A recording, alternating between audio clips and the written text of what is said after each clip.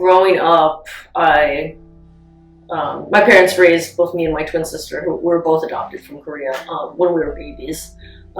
They raised us predominantly white, largely affluent suburb north of Boston. Growing up, I had some Asian American friends, but it looked nothing like UMass Boston, where you look around and you see so many Asian American faces, Asian faces. A lot of the time I felt like I didn't really have any connections to like my Asian American identity, or I don't even know if I would have identified myself as Asian American back then. So much of what I knew was, white culture, white people, white faces, which, overall, I mean, I had a good childhood, happy childhood. I love my parents, but I do think growing up, I sort of always had this just sense of loss and rootlessness, not really being knowledgeable and not feeling connected to my Asian American identity.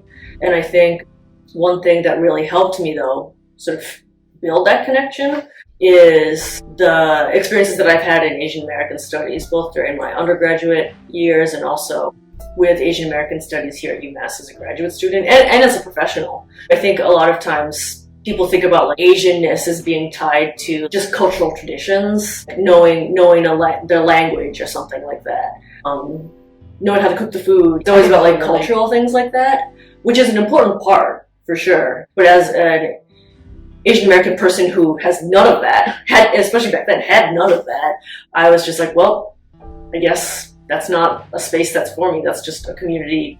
An Asian American community is just something that I'll never have, With Asian American studies, I learned that being Asian American is so much more than just these cultural things like food and language and traditions. It also has to do with, history, Asian American history, belonging to a long lineage of people that have came to this country since a long, long time ago, and had struggles and successes and really contributed to, the country.